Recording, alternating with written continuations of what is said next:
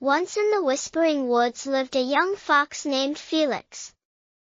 Unlike other foxes, Felix had a curious gift. He couldn't lie, even if he tried. When he broke a pot in the bear's garden, he said, "I'm sorry.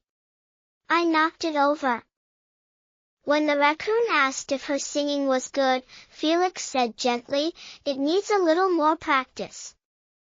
The animals were surprised. Foxes were known to be sly, but not Felix. One day, a hungry wolf came to the woods.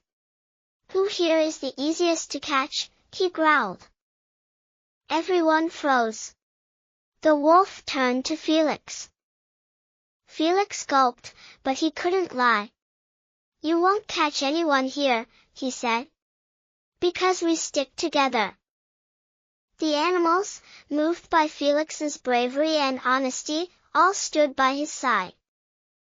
The wolf blinked, then backed away. "Humph, too much trouble." As he left, the animals cheered. Felix smiled. He might not be able to lie, but telling the truth had saved them all. Moral of the story: telling the truth is a sign of courage, and honesty builds trust and unity. Thanks for watching.